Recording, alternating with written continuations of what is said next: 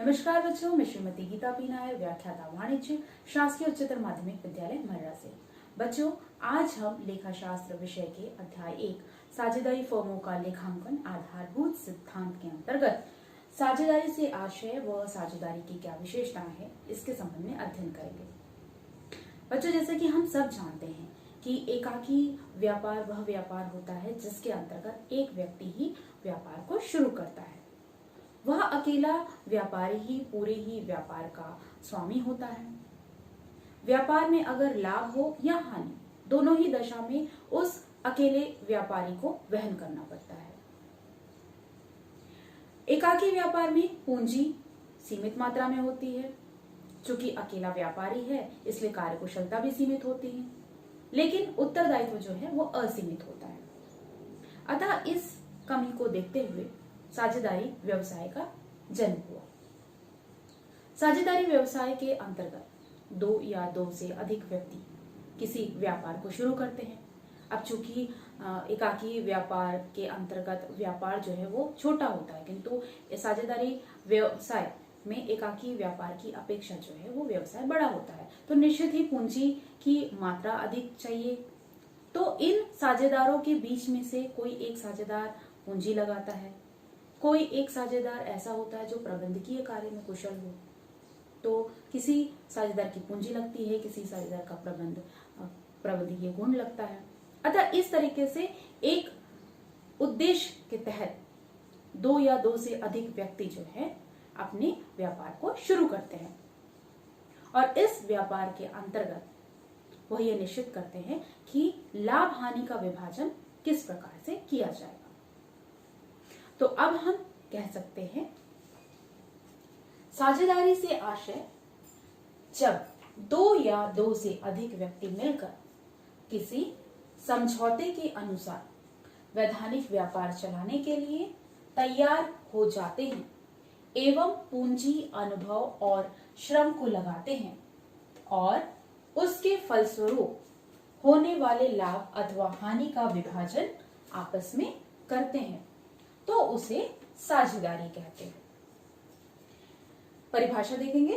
भारतीय साझेदारी अधिनियम 1932 की धारा 4 के अनुसार साझेदारी उन व्यक्तियों के बीच का एक संबंध है जिन्होंने किसी ऐसे व्यवसाय के लाभों को बांटने का समझौता किया है जो कि उन सबके द्वारा या उन सबकी ओर से किसी एक व्यक्ति द्वारा चलाया जाता हो। तो हम कह सकते हैं कि साझेदारी व्यापार जो है दो या दो से अधिक व्यक्तियों के बीच चलाया जाने वाला वैधानिक व्यापार है। ये बात आप ध्यान में रखिएगा कि जो ये व्यापार शुरू करते हैं साझेदारी फर्म में, वो साझेदारी जो व्यापार है वो वैधानिक होना चाहिए। अवैध व्यापार को साझेदारी व्यापार नहीं कहा जा सकता। तो जो साझेदारी व्यापार के अंतर्गत जो दो या दो से अधिक साझेदार किसी फर्म को शुरू करते हैं, व्यापार को शुरू करते हैं, वह वैधानिक होना चाहिए। और ये सभी जो साझेदार हैं वह अपने लाभ हानि का विभाजन किस प्रकार करते हैं, यह उनके द्वारा निश्चित किया जाना चाहिए। चलिए बच्चों, अब हम देखते हैं साझेदारी की विशेषताएं या लक्षण। साझेदारी की विशेषता में पहली विशेषता है अनुबंध या समझौता।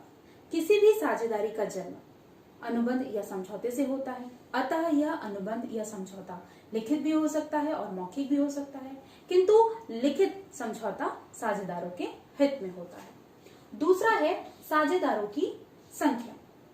किसी भी साझेदारी में कम से कम दो व्यक्तियों का होना आवश्यक है। यदि किसी संस्था में 50 से अधिक सदस्य होते हैं तो वह साझेदारी नहीं कहलाएगी, वह अवैध हो जाती है। तीसरा है व्यवसाय। किसी भी साझेदारी व्यवसाय का वैध होना आवश्यक है। अवैध व्यवसाय को साझेदारी के अंतर्गत शामिल नहीं किया जाता है। चौथा है लाभ विभाजन। किसी भी साझेदारी के अंतर्गत विभिन्न साझेदारों के बीच में लाभ का विभाजन होना आवश्यक है। वह लाभ विभाजन या तो पूंजी के अनुपात में हो सकता है, या समान अनुपात में हो सकता है, या निश्चित अनुपात में हो सकता है। यह साझेदारों के समझौते के ऊपर निर्भर होता है। पांचवा है असीमित दायित्व। यदि कोई फर्म का ऋण है तो प्रत्येक फर्म के जो साझेदार हैं उनका जो दायित्व है वह असीमित हो जाता है। छठवां है पूंजी लगाना अनिवार्य नहीं। यदि कोई साझेदार जिसने अपनी पूंजी नहीं लगाई है साझेदारी व्यवसाय में, ऐसा साझेदार भी साझेदारी व्यवसाय के अंतर्गत साझेदार माना जाएगा। ये जरूरी नहीं कि जिसने पूंजी लगाई हो वही व्यक्ति साझेदार माने जाएगा, किंतु जो व्यक्ति पूंजी नहीं भी लगाता है उस व्यक्ति को भी अधिकार है कि वह साझेदारी व्यवसाय के अंतर्गत साझेदार बन सकता है। सातवां है व्यापार का संचालन। साझेदारी व्यवसाय के अंतर्गत व्यापार का संचालन या तो सभी साझेदार कर सकते हैं या सभी साझेदारों की सहमति से कोई एक व्यक्ति साझेदारी व्यवसाय का संचालन कर सकता है। सदस्यता की पात्रता। सदस्यता की पात्रता के अंतर्गत साझेदारी व्यवसाय में कोई व्यक्ति ही साझेदारी व्यवसाय का सदस्य होना चाहिए। कोई संघ या समूह साझेदारी व्यवसाय के अंतर्गत सदस्यता की पात्रता नहीं रखते हैं। अतः ये है साझेदारी की विशेषताएं या लक्षण जो इस प्रकार है। पहला, अनुबंध या समझौता। दूसरा है साझेदारों की संख्या। तीसरा है व्यवसाय। चौथा है लाभ विभाजन। पांचवा है असीमित दायित्व। छठवां है पूंजी लगाना अनिवार्य नहीं। सातवां है व्यापार का संचालन और आठवां है सदस्यता की पात्रता। बच्चों, आज जो हमने साझेदारी से आशय व साझेदारी की विशेषता का अध्ययन किया है उससे संबंधित प्रश्न यहाँ दिए गए हैं। आपके साझेदारी भाग के अंतर्गत 1 अंक के आपको 4 प्रश्न पूछे जाएंगे और 4 अंक का आपको 1 प्रश्न पूछा जाएगा। तो आपके प्रश्न इस प्रकार हैं।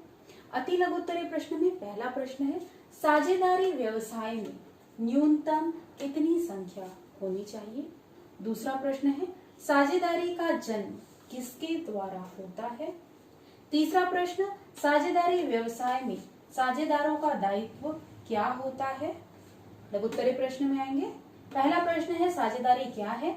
साझेदारी की 4 विशेषताएं लिखिए है। आशा है आपको आज का अध्याय समझ में आया होगा। धन्यवाद।